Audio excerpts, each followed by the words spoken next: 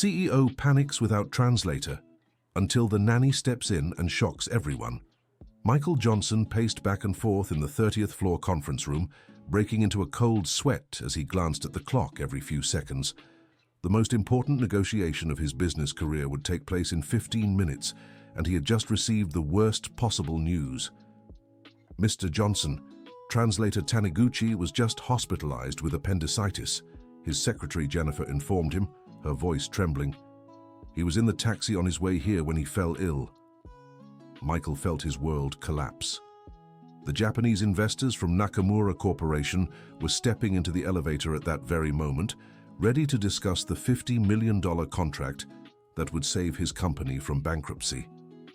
Without a translator, there was no way to communicate properly with them. "Did you find another translator?" he asked desperately. "I tried every contact in the directory, sir." "Oh, it's the eve of a holiday, and no one is available on such short notice," Jennifer replied, avoiding eye contact with her boss. Michael ran his hands through his graying hair, trying to control his panic. He had laid off 3 Japanese-speaking employees in the last cost-cutting round, thinking it was a waste of money to keep in-house translators. Now that decision was coming back to haunt him at the worst possible time. The conference room door opened, and Mary Elizabeth walked in carrying a folder with some documents. She wore her simple work uniform, a navy blue dress with a white apron, and her brown hair tied back in a neat bun. At 45, Mary had worked as the nanny for Michael's children for 5 years, always discreet and efficient. "Mr. Michael, I'm sorry to interrupt, but you left these documents at home," she said, handing him the folder. "Mrs. Victoria asked me to bring them. She said they were important for today's meeting." Michael barely glanced at her, too consumed by his desperation to pay attention to the woman who cared for his children. "Jennifer, call the Japanese embassy. Anywhere. There must be someone who can help," he shouted, completely ignoring Mary. It was then that Mary hesitated for a moment and stepped forward. "Dear listener, if you're enjoying the story, don't forget to like and especially subscribe to the channel. It really helps us newcomers. Now back to the story." "Mr. Michael," Mary said softly but firmly. "I can help." Michael stopped pacing and looked at her for the first time, as if only now noticing her presence. "What do you mean, Mary?" he asked, confused. "I speak Japanese," she replied simply. The silence that followed was awkward. Jennifer let out a nervous chuckle, and Michael stared at Mary as if she had just claimed she could fly. "Mary, this isn't the time for jokes. I'm talking about a $50 million negotiation with Japanese businessmen. They won't want to speak basic English," Michael said impatiently. "I understand, sir, but I really can help," Mary insisted calmly. "I know it may seem strange, but I have experience with translations." Michael was about to dismiss her when the elevator chimed with its familiar arrival sound. His heart raced. The Japanese had arrived. "Mr. Johnson, they're here," Jennifer announced through the intercom. Desperation took hold of Michael again. He looked at Mary, still skeptical but out of options. "Are you absolutely certain you can do this?" he asked, sweat trickling down his forehead. "I am, sir," Mary replied with a confidence he had never noticed in her before. The door opened, and 3 Japanese men entered the room, dressed in impeccable suits and carrying leather briefcases. Michael recognized Mr. Masao Nakamura immediately, the CEO of the corporation, a 60-year-old man with completely gray hair and a dignified posture. Beside him was Yutaka Ito, the financial director, younger and more modern-looking, and the third was Shigeru Yoshida, the legal consultant, who appeared to be around 50. "Good morning, Mr. Johnson," said Nakamura in basic English, bowing slightly in greeting. Michael returned the bow, feeling his hands tremble. He knew his English was too limited for such a complex negotiation, and the Japanese men's English also seemed basic. "Good morning, Mr. Nakamura. It's an honor to welcome you," Michael replied, gesturing for them to sit at the meeting table. As the men settled in, Michael shot a desperate glance at Mary, who remained standing near the door, still holding the folder with the documents.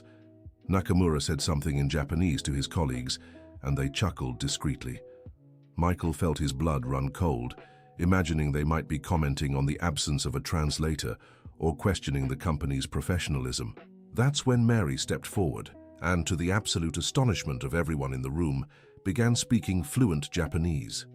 Nakamura-san, watakushi wa Johnson-san no tsuyaku wo itashimasu. Dozo yoroshiku onegai shimasu, said Mary, bowing respectfully. The effect was instant. The three Japanese men exchanged surprised glances, and Nakamura replied in Japanese, clearly impressed. Ah, so desu ka. Anata no Nihongo wa totemo jozu desu ne. Nakamura exclaimed, smiling for the first time since his arrival. Michael was speechless. Mary's voice had completely changed, sounding more formal and respectful. Her posture was different too, more upright and confident. What are they saying? Michael whispered to Mary. Mr. Nakamura said my Japanese is very good and he's surprised, Mary translated. They're relieved to have someone who speaks their language fluently. For the next 15 minutes, Mary handled the initial introductions with a poise that left everyone impressed. She didn't just translate the words, but explained cultural nuances and adjusted the tone of the conversation so both sides felt comfortable. Michael watched silently, still trying to process what was happening. The woman he saw every day taking care of his children, preparing snacks and organizing school backpacks, was now leading an international negotiation as if it had been her profession for decades. Mr. Michael, Mary said, turning to him, the Japanese gentleman would like to discuss the contract terms. Mr. Nakamura mentioned they were impressed with the numbers they received, but have some questions about the payment structure. Michael nodded, trying to focus on business, but part of his mind was still processing Mary's transformation. He opened the folder she had brought and began explaining the project details. As the meeting progressed, Mary demonstrated not only mastery of the language, but also knowledge of Japanese business practices. When Michael was about to make a direct offer, Mary discreetly interrupted him. Mr. Michael, if I may suggest, she said quietly, in Japanese culture, it's better to let them make the first offer. It shows respect and could result in better terms for us. Michael followed her advice, and the outcome was exactly as Mary had predicted. Nakamura made an initial offer even better than Michael had hoped. During a coffee break, while the Japanese men chatted among themselves in the hallway, Michael pulled Mary aside. Mary, I need to understand what's going on here, he said, his voice still filled with disbelief. How did you learn to speak Japanese like that? And how do you know so much about business? Mary hesitated for a moment, as if deciding how much to reveal. Mr. Michael, I studied international relations in college and worked for a few years in translation before I started caring for children, she explained, choosing her words carefully. Do you have a college degree? Michael asked, genuinely shocked. Yes, I do. A master's in international relations from Columbia University, Mary replied. But before she could continue, the Japanese executives returned to the room.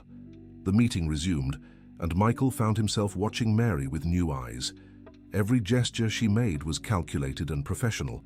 She didn't just translate, she offered insights into the Japanese executives' concerns and suggested adjustments to the proposals that benefited both sides.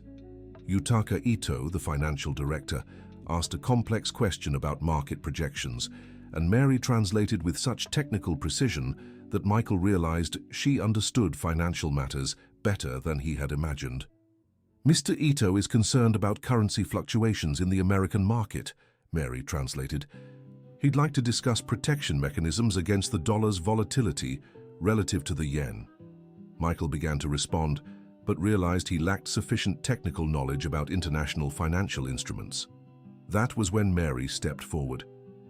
Mr. Michael, may I suggest a currency hedge structure to protect both parties? She asked. Michael nodded, curious to see just how far his nanny's expertise went.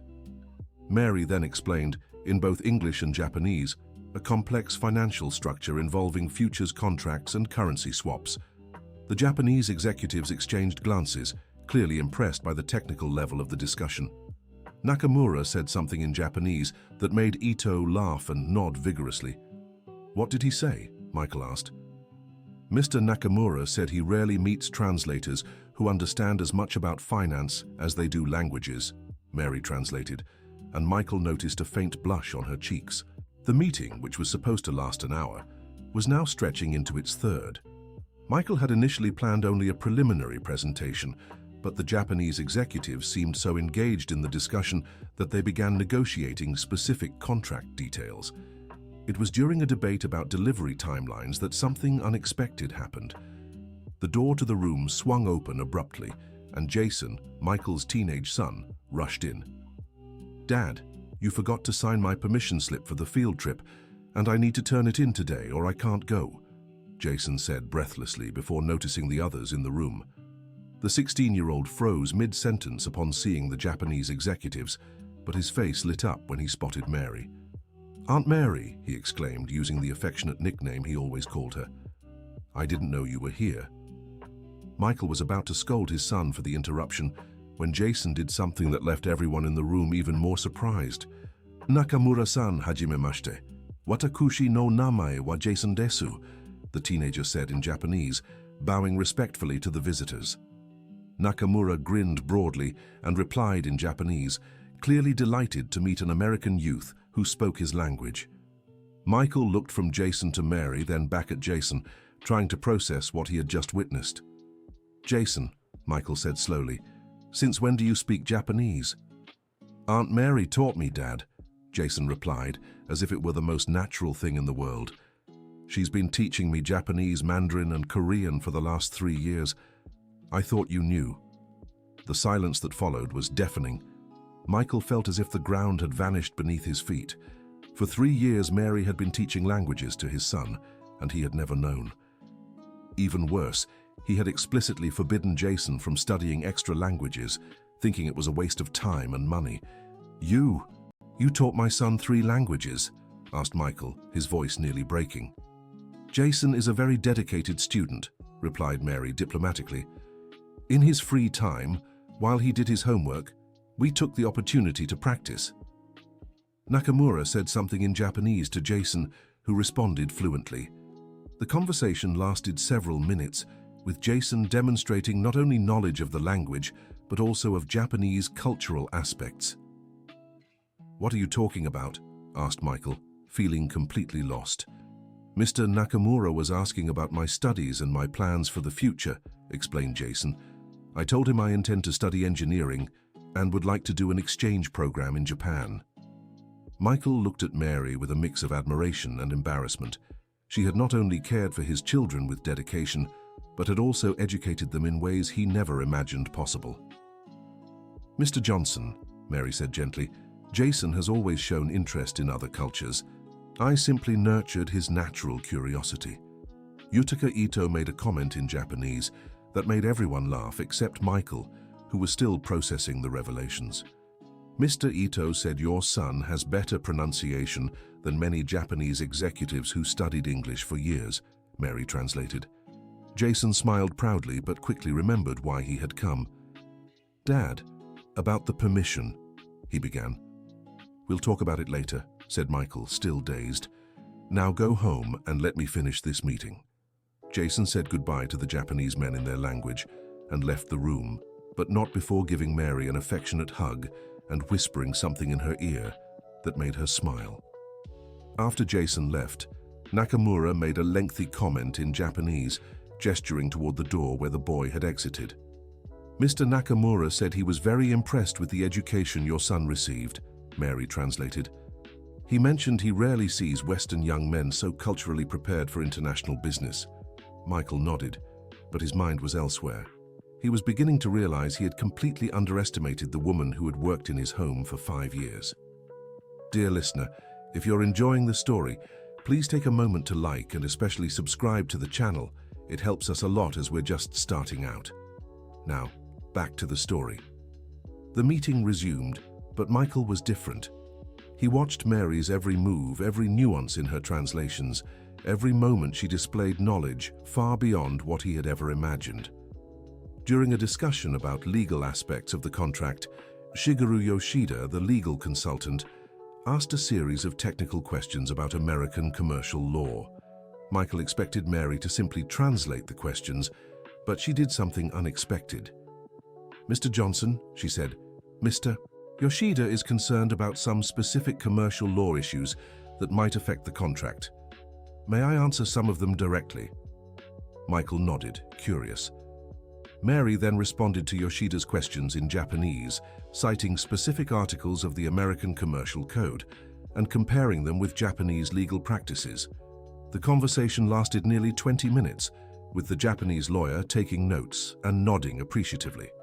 "What did you discuss?" asked Michael when the conversation ended. "I clarified some questions about how our legal system handles international contracts and arbitration," Mary explained. "Mr. Yoshida was satisfied with the legal protections we have here." Michael was starting to feel superfluous in his own meeting. Mary not only mastered the languages and cultural aspects, but also demonstrated legal and financial knowledge that rivaled that of specialized consultants.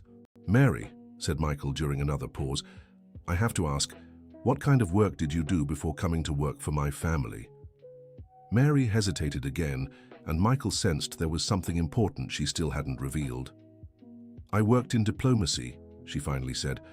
"I was a cultural attaché at some American embassies." "Embassies?" repeated Michael, feeling each revelation was more surprising than the last. "Yes.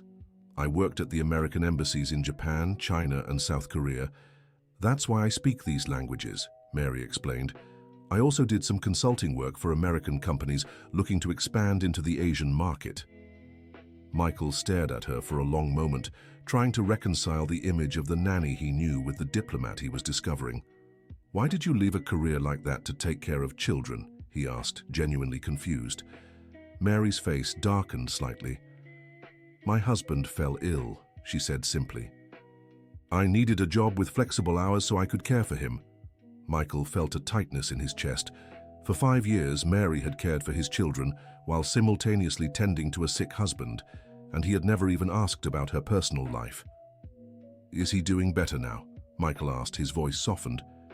"He's recovering well, thank you for asking," Mary replied with a sad smile. "Physical therapy has helped a lot." At that moment, Nakamura caught their attention, signaling he was ready to continue. But Michael noticed something different in the Japanese men's behavior. They seemed more relaxed, more confident, as if Mary's presence had changed the entire dynamic of the negotiation. During the final discussion of terms, Nakamura made an offer that left Michael speechless. Not only did they accept the initially proposed figures, but they also offered even better payment terms than requested. "Why are they being so generous?" Michael whispered to Mary. "They trust the negotiation because they're certain they're being understood correctly," Mary explained. "When there's proper cultural communication, the Japanese feel more secure doing business." As the final details were discussed, Nakamura made a remark that made Ito and Yoshida nod vigorously. "What did he just say?" Michael asked. Mary blushed slightly before answering. "Mr. Nakamura said they'd like me to participate in the project's implementation as a cultural consultant," she translated. "They've offered a consulting contract." Michael blinked several times, trying to process the information. "They want to hire you?" he asked. "Apparently, yes," Mary replied, looking just as surprised as he was. Nakamura continued speaking, and Mary translated his words with growing astonishment. "He's offering a monthly consulting fee that's—" Mary paused, checking if she'd understood correctly. "That's what?" Michael pressed. "3 times what the company pays you monthly," Mary finished, her voice almost a whisper. Michael felt as if he'd been punched in the stomach. The Japanese were offering his nanny a salary 3 times higher than his own. The meeting concluded with all terms agreed upon, and the promise that contracts would be drafted the following week. The Japanese men stood to leave, but first addressed Mary specifically. Nakamura spoke directly to her in Japanese, his expression serious and respectful. When he finished, Mary bowed deeply. "What did he say?" Michael asked for what felt like the 100th time that day.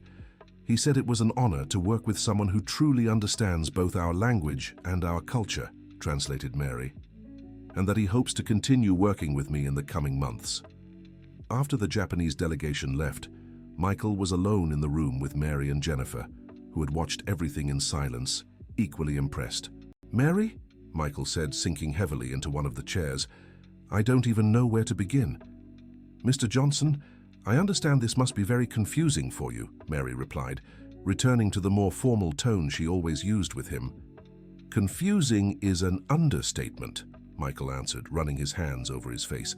In 5 years working in my home, you never mentioned you had a college degree, let alone that you were a diplomat. You never asked about my background, Mary replied gently, but Michael detected a slight edge in her voice. He realized she was right. In 5 years, he had never asked Mary a single personal question beyond matters related to housework and childcare. You saved my company today, Michael finally said. This contract is the difference between bankruptcy and financial recovery. I'm glad I could help, Mary answered, but Michael noticed she seemed uncomfortable with the praise. Mary, I have a proposal for you, Michael said, standing and walking to the window. I want you to accept the consulting job the Japanese offered. Mary looked at him in surprise. Mr. Johnson, I appreciate it, but I have responsibilities to your family. No, Michael interrupted. You have responsibilities to your own future, and your husband could use the resources this job would provide. Mary fell silent for a moment, clearly conflicted. I can't just abandon Jason and Emily like that, she said. They depend on me. Michael felt another pang in his chest, realizing the genuine affection Mary had for his children, and they for her. Then, let's find a solution that works for everyone, he said. You can work as a consultant and still help with the kids part-time. You'd do that? Mary asked, her voice thick with emotion. Mary, after what I saw today, I'd do anything to keep you around, Michael admitted. Not just for my children, but because I realize I have a lot to learn from you. At that moment, the door opened, and Victoria, Michael's wife, walked in. She was an elegant woman in her 40s, always impeccably dressed and made up, but right now, her expression was anything but friendly. Michael, what's going on here? Victoria asked, looking suspiciously from him to Mary. Jennifer called saying Mary was in the meeting with the Japanese. Victoria, you won't believe what happened, Michael began, but she cut him off. Mary, what are you doing here instead of at home taking care of the children? Victoria demanded, ignoring her husband. Mrs. Johnson, I came to bring the documents Mr. Johnson forgot, and I ended up helping with the translation because the official translator had an emergency, Mary explained respectfully. Translation? Victoria let out a bitter laugh. Mary, don't be ridiculous. You can't even speak proper English. Michael and Jennifer exchanged glances. It was clear Victoria had no idea about Mary's real skills.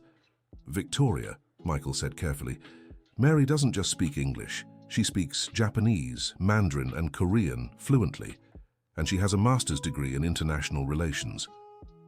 Victoria stared at him as if he'd lost his mind. Michael, have you hit your head? Mary is our nanny. She takes care of the kids and does some housework. Stop talking nonsense. It's not nonsense, Victoria. Mary was a cultural attaché in American embassies abroad. She saved our negotiation today. Victoria looked from Michael to Mary, then back to Michael, her expression shifting between disbelief and something that seemed like discomfort. That's impossible, Victoria finally said. Mary, if you really have all that background, why did you accept a job as a nanny? The question was asked in a tone that suggested Victoria doubted the truth of the information, but Michael detected something more in his wife's voice. It was as if she was bothered by the idea that Mary could be more than she appeared. As I explained to Mr. Michael, I needed a job with flexible hours to care for my husband when he fell ill, Mary replied, maintaining her composure. And why did you never mention your background? Victoria insisted. Because it wasn't relevant to the job I was doing, Mary answered simply. Michael noticed a tension in the air that he didn't fully understand. Victoria seemed genuinely upset by the revelations about Mary. Victoria, the Japanese offered Mary a consulting contract, Michael said, an excellent salary to help with the project's implementation. And will you accept? Victoria asked Mary directly, and Michael noticed anxiety in her voice. I'm still considering it, Mrs. Victoria, Mary replied. I don't want to abandon Jason and Emily. Of course you can't abandon the children, Victoria said quickly. They depend on you. It wouldn't be responsible to take another job.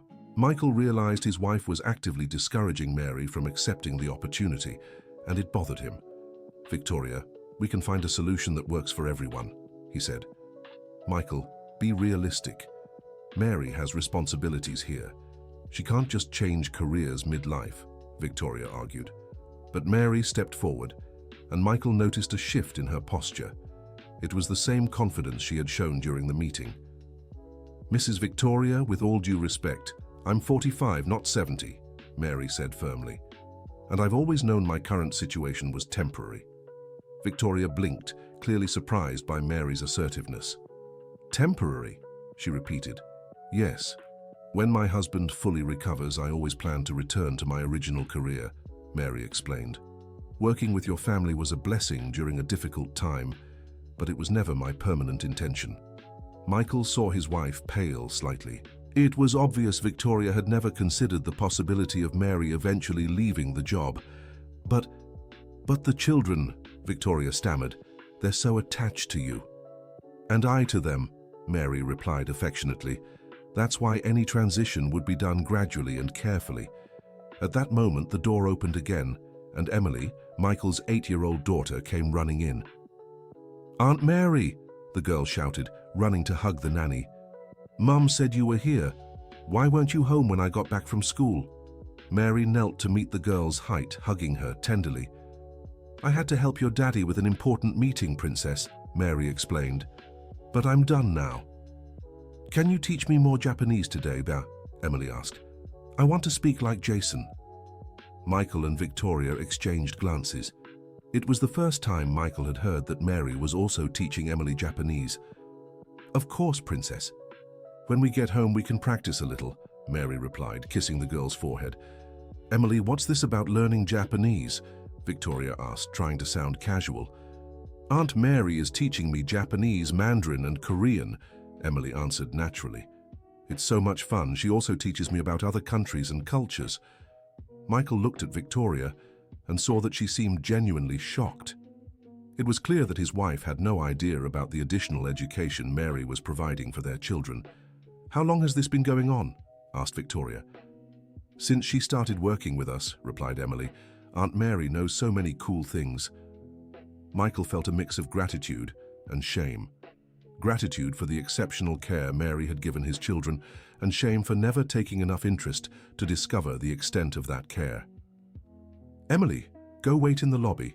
We'll be right down, said Victoria, clearly wanting an adult conversation. After the girl left, Victoria turned to Mary with an expression Michael couldn't decipher. Mary, I think we need to talk, said Victoria. There's a lot I didn't know about your situation. Of course, Mrs. Victoria, replied Mary. I've always been available to talk. Michael realized there was a complex dynamic between his wife and Mary that he didn't fully understand. There seemed to be layers of communication and a relationship that existed independently of him. Let's all go home, Michael suggested. We can talk more calmly there. As they headed to the elevator, Michael reflected on everything he'd discovered that day. The woman he'd seen only as a domestic employee had revealed herself to be a highly skilled professional who not only saved his company, but also educated his children in ways he hadn't imagined possible. On the drive home, Michael drove in silence, while Victoria and Mary spoke softly in the back seat, with Emily between them. He couldn't hear what they were saying, but from their body language it seemed like a serious conversation. When they arrived home, Emily ran to her room to grab her Japanese notebooks, eager to show her father what she'd learned. Jason appeared in the living room, clearly curious about how the rest of the meeting had gone. So, Dad, how'd it go with the Japanese after I left? Asked Jason. Your father closed the deal, Mary replied with a smile. And the Japanese gentlemen were very impressed with your Japanese. Really? Jason asked, looking at his father expectantly. Absolutely, Michael confirmed. They even mentioned how well prepared you are for international business. Jason smiled proudly, but soon his expression turned worried. Dad, does this mean Aunt Mary won't work here anymore? He asked. The question caught Michael off guard. It was obvious the children understood the implications of the situation better than he did. Why do you think that? Michael asked. Because she's too good to just be our nanny, Jason replied with the brutal honesty of a teenager. I always knew she studied a lot, but today I realized she knows more than most of my school teachers. Michael looked at Mary, who seemed moved by Jason's words. Jason's right, said Emily, who had returned with her notebooks. Aunt Mary is the smartest person I know. Victoria had stayed quiet throughout the conversation, but now stood up. Mary, can we talk in private? She asked. The two women stepped out onto the balcony, leaving Michael alone with the children. He took the moment to really look through the notebooks Emily had brought. They were filled with Japanese, Chinese, and Korean characters, all in his daughter's careful handwriting. There were also drawings of flags, maps, and notes about different cultures. Emily, this is amazing, Michael said, flipping through the notebooks. You really learned all this? Aunt Mary is a great teacher, Emily replied. She makes games for us to learn and tells stories about the countries. Jason, do you have notebooks like these too? Asked Michael. I have several, replied Jason, but mine are more advanced. Aunt Mary said I could try for a scholarship to Japan when I finish high school. Michael felt a tightness in his chest. For years he had denied educational opportunities to his children, considering them unnecessary or too expensive, but Mary had found a way to provide them for free. On the porch, Victoria and Mary were talking quietly, but Michael could see through the glass that the conversation was intense. Victoria was gesturing a lot, and Mary listened attentively, occasionally nodding her head. Dear listener, if you're enjoying the story, don't forget to like and especially subscribe to the channel. It really helps those of us just starting out. Now, back to the story. After nearly half an hour, the two returned to the living room. Victoria seemed calmer but also melancholic. Michael, said Victoria, Mary and I talked about the situation. There are things I need to explain to you. Michael looked from one to the other, sensing something important was about to be revealed. I always knew about Mary's background, Victoria finally confessed. What do you mean? Asked Michael, confused. When I interviewed Mary 5 years ago, she showed me her entire resume, Victoria explained. I knew she was a diplomat, that she had a master's degree, that she spoke several languages. Michael stared at her, trying to process the information. And you never told me? He asked. No, Victoria admitted, lowering her eyes, because I was afraid you'd hire her for some position at the company, and I'd lose the best nanny we've ever had. The silence that followed was awkward. Michael looked at Mary, who seemed uncomfortable with the conversation. Victoria, you hid important information about one of our employees for personal reasons? Michael asked, his voice filled with disbelief. I know it was wrong, Victoria said defensively, but the children needed someone special, and Mary was perfect. I didn't want to risk losing her. But you knew she was overqualified for other positions, Michael pressed. I did, Victoria admitted. And when her husband started recovering, I worried she'd leave. That's why I never mentioned her qualifications to you. Michael turned to Mary, who had remained silent throughout the discussion. Mary, are you okay with all this? He asked. Mr. Michael, I understand Mrs. Victoria's position, Mary replied diplomatically. When I took the job, I knew it was temporary. My priority was having flexibility to care for my husband and a stable work environment. But you could have mentioned your qualifications, Michael argued. I could have, Mary agreed. But honestly, at first I was too focused on my husband's recovery to think about my career. And later the children became so important to me that I didn't want to create complications. Jason and Emily had been following the whole conversation closely, and now Jason stepped forward. Aunt Mary, are you going to take the job with the Japanese? He asked directly. Mary looked around the room at each member of the family she'd cared for over 5 years. I'd like to accept, she finally said, but I don't want to leave you all abruptly. What if we found a way for you to do both jobs? Michael suggested. At least at first. How so? Victoria asked quickly.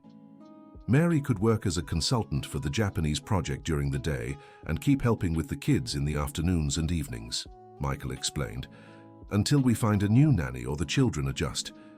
But that would be too much work for Mary, Victoria argued. Actually, Mary said, it would be an ideal transition. The consulting work doesn't require physical presence every day, and I could organize my schedule to maintain the routine with the children. Emily clapped her hands and ran to hug Mary. "Does this mean you're not leaving?" the girl asked.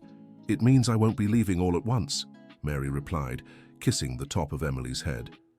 "And I'll be able to teach you more things about Japan now that I'll be working with Japanese businessmen." Michael smiled, feeling they'd found a solution that worked for everyone. But Victoria still seemed worried. "What if the Japanese demand exclusive dedication?" she asked. "I'll make my availability clear from the start," Mary answered. "If it doesn't work out, at least I'll have tried." That night, after the children went to sleep, Michael sat in his office trying to process everything that had happened. His company had been saved. He'd discovered his nanny was an experienced diplomat, and his wife had confessed to hiding important information from him for years. Victoria appeared at the office door, carrying 2 cups of coffee. "May I come in?" she asked. "Of course," Michael replied, accepting the coffee. They sat in silence for a few minutes before Victoria spoke. "I know you're upset with me," she said. "I'm confused, Victoria. Why did you hide something so important?" Michael asked. "Because I was afraid," she admitted. "Mary is perfect with the children. They adore her, trust her, learn from her. I've never had that kind of connection with a nanny before. But you understand she had to take a job below her qualifications because of us?" Michael asked. "I understand now," said Victoria. "At the time, I could only think about how hard it would be to find someone like her again." Michael sighed. He understood his wife's logic, even if he didn't agree with it. "What bothers me most," he said, "is realizing I never took interest in Mary's personal life. In 5 years, I never asked about her education, her family, her dreams." "I know," Victoria agreed. "I made that mistake too. I saw Mary only as an employee, not as a person. Today she saved our company," Michael said, "and I discovered she's been educating our children in ways we never imagined for years." "Her notebooks with the children are amazing," Victoria agreed. "Emily showed me she can write her name in 5 different languages." Michael shook his head, still impressed. "Tomorrow I'll call the Japanese and formalize the consulting proposal for Mary," he said. "And I'll make sure the terms are flexible enough for her to continue with our family." "Do you think she'll accept?" Victoria asked. "I think she deserves the chance to return to the career she loves," Michael replied. "And we have an obligation to support her." The next morning, Michael woke early and found Mary in the kitchen preparing breakfast as she always did. But now he saw her with completely different eyes. "Good morning, Mary," he said, noticing for the first time the natural elegance in her movements. "Good morning, Mr. Michael," she replied. "The coffee is ready." "Mary, before the children come down, I want to talk to you about yesterday," Michael said, sitting at the kitchen table. "Of course," Mary answered, pouring the coffee. "First, I want to apologize," Michael said, "for not taking more interest in your life, for not valuing your qualifications, for seeing you only as an employee all these years." Mary stopped stirring the coffee and looked at him in surprise. "Mr. Michael, you don't need to apologize, I understand that." "No," Michael interrupted. "I really do. You took care of my family with exceptional dedication, raised my children in ways I never imagined possible, and on top of that saved my company. The least I owed you was to get to know you as a person." Mary sat at the table, clearly moved. "I always knew my work here was valued," she said. "The children show me that every day." "But you deserved more than just that," said Michael. "You deserved for your employers to recognize your skills and offer you opportunities to grow." "Mr. Michael, when I accepted this job, my only concern was having stability and flexibility to care for my husband," Mary explained. "I wasn't thinking about my career at the time." "And now?" Michael asked. "Now that your husband is doing better?" Mary smiled, and for the first time, Michael saw genuine hope in her expression. "Now, I'm excited about the possibility of returning to the work I love," she admitted. "Yesterday, during the meeting, I felt alive again in a way I haven't in years." "Then let's make it happen," Michael said. "I'll call Nakamura today and set up the consulting contract. And you'll still be part of our family, just now as an equal, not an employee." At that moment, Jason came down the stairs and entered the kitchen, already dressed for school. "Good morning, Dad." "Good morning, Aunt Mary," he greeted, grabbing a piece of bread from the basket. "Good morning, Jason." Michael replied. "Sit here for a minute. I want to talk to you about something." Jason sat, curious. "Son, did you know Mary has a degree in international relations and worked at embassies?" Michael asked. "Of course," Jason answered, as if it were obvious. "That's why she knows so much about other countries and languages." "And did it ever seem strange to you that someone with that background was working as a nanny?" Michael pressed. Jason thought for a moment before answering. "Dad, Aunt Mary always told me that sometimes in life we have to make hard choices to take care of the people we love," he said. "She chose to care for Uncle Robert when he got sick, even if it meant leaving her job." Michael looked at Mary, who had lowered her eyes. "And do you understand that now she can return to her work?" Michael asked. "I do," Jason replied, "and I think it's great. Aunt Mary is too good to spend her whole life just taking care of kids. She can help so many people with what she knows." The maturity of his 16-year-old son impressed Michael. It was clear Mary had taught the children not just languages, but also values and an understanding of life's complexities. Emily appeared in the kitchen a few minutes later, still in her pajamas with messy hair. "Good morning, family," she said, kissing each of them. "Aunt Mary, can you teach me how to say thank you in Japanese today?" "Of course, sweetheart," Mary replied. "In Japanese, we say, arigatou gozaimasu." "Arigatou gozaimasu," Emily repeated carefully. "It's to thank you for everything you do for us." Michael felt a lump in his throat. His 8-year-old daughter had instinctively understood something it had taken him 5 years to realize. After the children left for school, Michael called Nakamura. The conversation was in basic English, but Michael managed to communicate that Mary had accepted the consulting offer and they wanted to discuss the terms. Nakamura was visibly excited by the news and suggested a meeting later that afternoon to finalize the details. Michael agreed and asked Mary to join. "Mary," Michael said after hanging up, "they want to meet this afternoon to formalize your contract." "Today?" Mary asked, surprised. "They're eager to start working with you," Michael explained. "Seems they were really impressed yesterday." Mary nodded, but Michael noticed a nervous expression on her face. "Is everything okay?" he asked. It's been 5 years since I've participated in a professional negotiation for myself," Mary admitted. "Yesterday I was translating for you. Today I'll be representing my own interests." Michael understood. There was a significant difference between assisting in a negotiation and negotiating for oneself. "Would you like me to go with you?" he offered. "You'd do that?" Mary asked, looking relieved. "Of course," Michael replied. "Considering everything you've done for me, it's the least I can do." That afternoon, Michael and Mary headed to the Japanese office, located in one of the most elegant buildings on Fifth Avenue. Michael noticed Mary had swapped her uniform for a simple yet elegant business outfit. She looked different, more confident, more professional. In the elevator, Mary took a deep breath.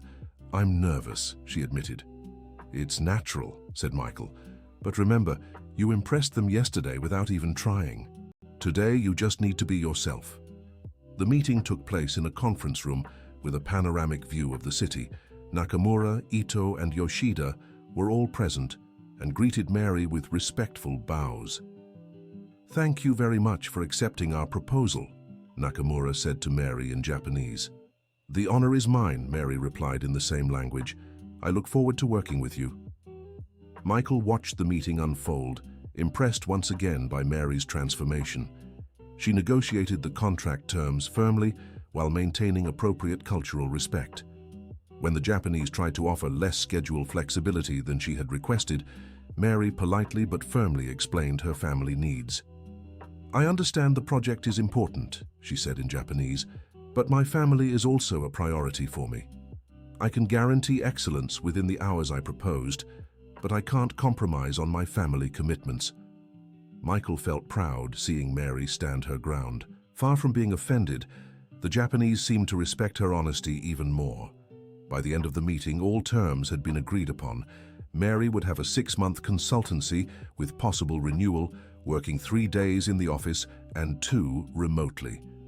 The salary was exactly what had been offered, 3 times what Michael earned. As they left the building, Mary looked radiant. "How do you feel?" Michael asked. "Like I'm becoming myself again," Mary replied, smiling. "Thank you for coming with me." "Thank you for letting me be part of it," Michael said. "It was incredible watching you negotiate professionally." On the way home, Michael asked something that had been on his mind. "Mary, can I ask you a personal question?" "Of course." "Have you ever regretted leaving your diplomatic career to take care of your husband?" Mary thought for a moment before answering. "I never regretted caring for Robert," she said. "But I admit I missed the intellectual work, the professional challenges. Raising children is rewarding, but using diplomatic skills again made me realize how much I missed it." "And how is Robert reacting to your return to professional work?" Michael asked. "He's excited," Mary replied with a smile. "Actually, he was the one who encouraged me to accept the offer. He said it was time for me to spread my wings again." Michael smiled. It was clear Mary had a strong marriage built on mutual support. When they got home, the children were eager to hear how the meeting had gone. Emily ran to hug Mary as soon as she walked in. "So, Aunt Mary, did you get the job?" Jason asked. "I did," Mary answered, hugging Emily. "I'll be working with the Japanese businessman 3 days a week." "And you'll still take care of us?" Emily asked, worried. "I will, sweetheart. Maybe not every day like before, but I'll still be here with you," Mary replied. "That's great," Emily exclaimed. "Now you can teach us even more about Japan." Victoria, who had overheard the conversation from the kitchen, approached. "Congratulations, Mary," she said, and Michael noticed her voice was sincere. "You deserve this opportunity." "Thank you, Mrs. Victoria," Mary replied, "and thank you for understanding the situation." That evening, during dinner, the atmosphere at home felt different. There was a sense of celebration, but also of change. Michael watched his family and realized they all seemed to see Mary differently now, not just as an employee, but as a person with her own story, dreams, and achievements. "Aunt Mary," Jason said during dessert, "now that you'll be working with the Japanese, can you get us study materials straight from Japan?" "I'll see what I can do," Mary answered. "Maybe they have some books or educational materials to share." "And will you travel to Japan?" Emily asked. "It's possible," Mary said. "The contract includes some trips for training and meetings." "That's so cool," Emily said. "Can you take pictures and show us everything when you come back?" "Of course, sweetheart," Mary promised. Michael listened to the conversation and reflected on how his perception of Mary had completely changed in just 2 days. She was no longer just the nanny who took care of his children, but a respected professional who also happened to care for his family. A few weeks later, Mary had settled into her new routine.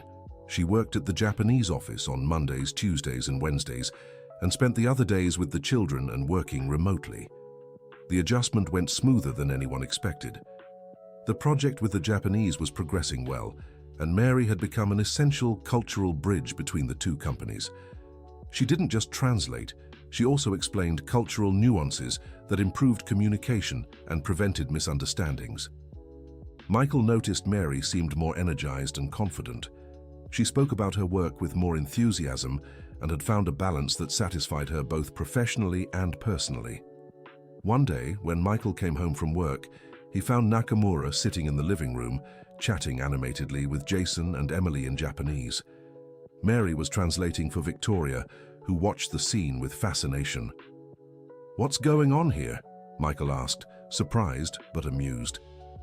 "Mr. Nakamura wanted to meet our family," Mary explained. "He brought some gifts from Japan for the children."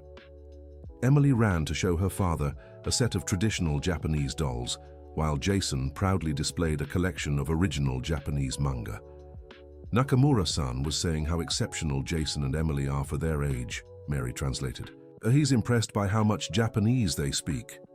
Michael joined the conversation, and with Mary translating, they spent a pleasant hour getting to know the man who had become both a business partner and, apparently, a family friend. Before leaving, Nakamura said something in Japanese that made Mary smile widely. "What did he say?" Michael asked. "He said our family is an example of how different cultures can connect through respect and mutual learning," Mary translated, "and that he's honored to be part of this cultural bridge." After Nakamura left, the family stayed in the living room talking about the visit. Michael realized Mary's presence had brought an international dimension into their home, enriching everyone's lives. "Aunt Mary," Emily said, "when I grow up, I want to be a diplomat just like you. And I want to study in Japan," added Jason. Mary smiled, clearly moved by the impact she was having on the children's lives. "You can be anything you want to be," she said. "What matters is never stopping learning and always respecting other cultures." Michael looked at Victoria and saw she was also emotional. His wife had become one of the biggest supporters of Mary's new career, even helping with preparations when Mary needed to travel for work. 3 months after starting the consultancy, Mary received an unexpected offer. Nakamura and his partners wanted to expand the project and offered her a permanent position as Director of Cultural Relations, with an even higher salary and the opportunity to lead a team. Mary came to talk to Michael and Victoria about the offer that same evening. "It's an incredible opportunity," Michael said, after hearing the details. "You should accept." "But it would be a much bigger commitment," Mary explained. "I wouldn't have the same flexibility to care for the children." "Mary," Victoria said, "the kids are growing up. Jason is already 16 and Emily is more independent. We can't ask you to turn down an opportunity like this." "Are you sure?" Mary asked, clearly torn. "We are," Michael replied. "You gave us 5 years of total dedication. Now it's your time to fly." Mary was emotional but still hesitant. "What if we find a middle ground?" Michael suggested. "You accept the position, and we find a way for you to still be part of the family, even if not as a nanny." "How so?" Mary asked. "As a family friend," Victoria explained. "As the person who taught our kids to see the world differently and who will always have a special place in our lives." Mary began to cry, and both Michael and Victoria stood to hug her. "You've become my family too," Mary said through tears. "This is where I found the strength to rebuild my life." That night, Mary accepted the Japanese offer. The kids were sad at the thought of seeing her less, but also proud of her achievement. "Aunt Mary," Jason said, "you always taught us that success comes when we do what we love. Now it's your turn. And we'll keep practicing Japanese for when you come visit," Emily added.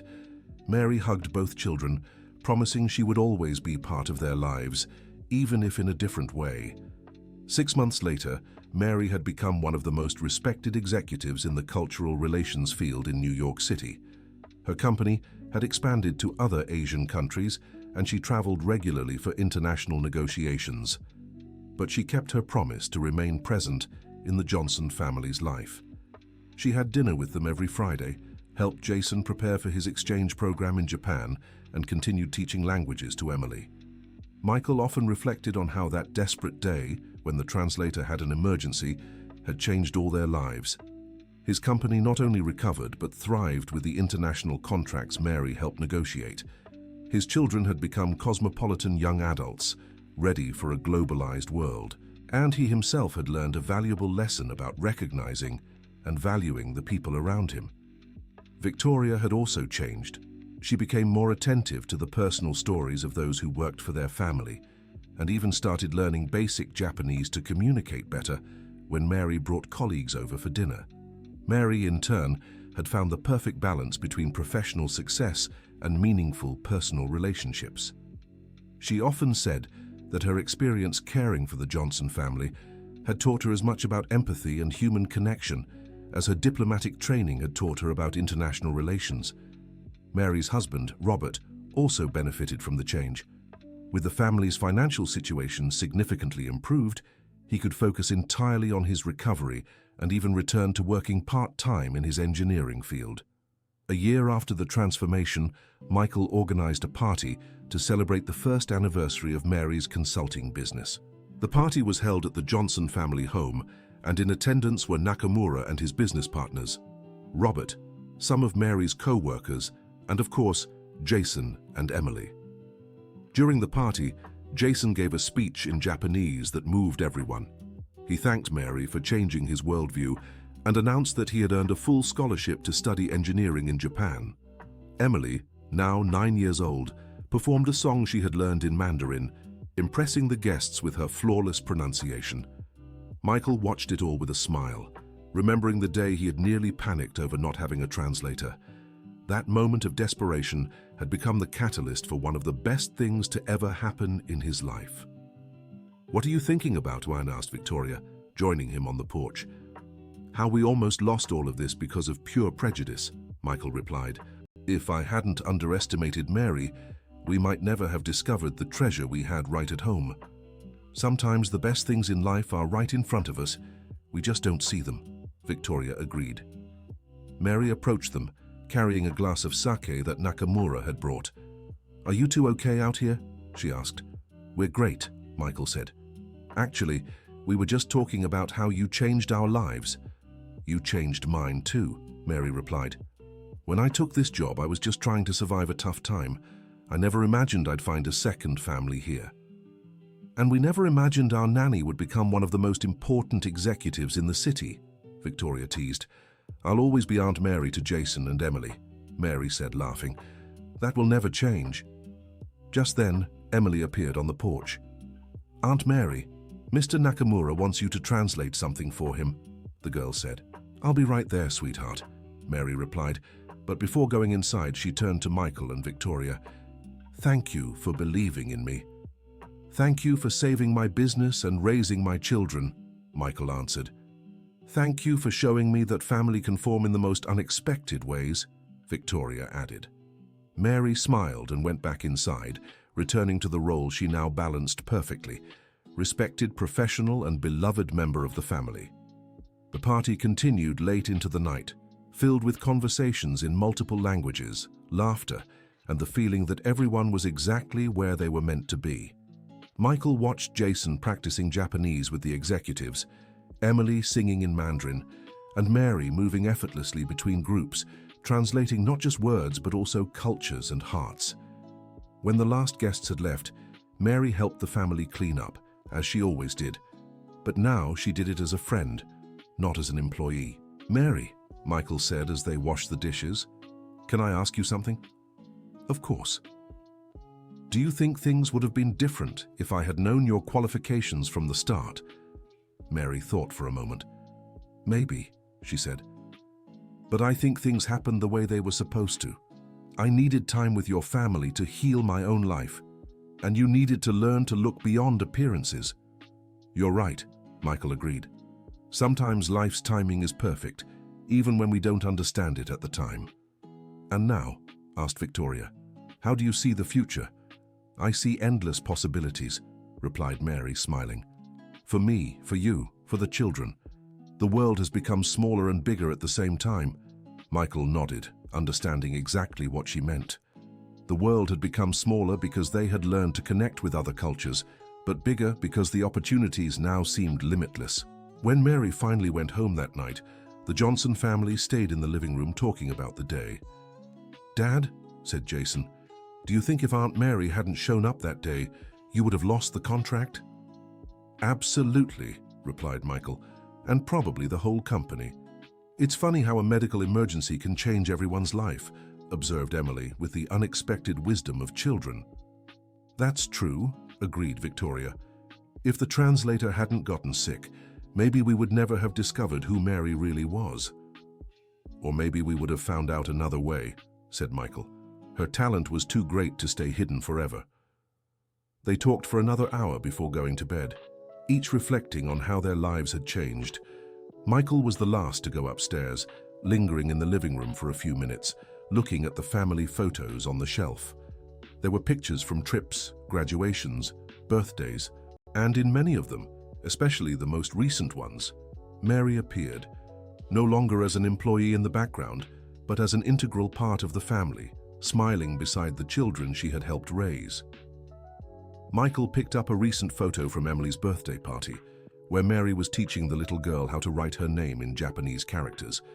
It was an image that perfectly captured the transformation they had all experienced. A former diplomat who had become a nanny and then returned to diplomacy, but who never stopped being an educator and a friend. He put the photo back in its place and turned off the lights, heading upstairs to find Victoria already asleep. Before drifting off, Michael thought about the next day and all the days to come. The company was thriving. The children were well educated and prepared for the world, and they had gained a lifelong friend. But above all, Michael had learned the most important lesson of his life, that a person's worth isn't in the title they hold, but in the quality of their character and the depth of their knowledge. Mary had proven that beyond doubt, turning a business crisis into an opportunity for growth for the whole family. 2 years after that fateful day, Michael often told the story to other business owners, not as a funny anecdote, but as an example of how prejudices can blind us to the opportunities and talents right in front of us. Mary, in turn, had become a sought-after speaker on workplace diversity and the importance of valuing people's skills regardless of their current social or professional standing. Jason was studying in Japan, sending weekly letters in Japanese that Mary translated for the whole family. Emily kept studying languages and dreamed of following in her Aunt Mary's footsteps into diplomacy. And every Friday, without fail, Mary still had dinner with the Johnson family, keeping alive the connection that had transformed all their lives, because some people come into our lives as employees and become family. And some crises that seem like the end of the world turn out to be the beginning of something much better. That desperate meeting on an ordinary day had proven that miracles sometimes disguise themselves as ordinary people doing extraordinary things, and that the humility to admit our mistakes can open doors to relationships and opportunities we never knew existed. The end of the story. Now tell me, what did you think of this tale of transformation and recognition? Did Mary make the right choices in balancing family and career? Share your thoughts in the comments about how we can better appreciate the people around us. If this story touched your heart, don't forget to leave a like and subscribe to the channel.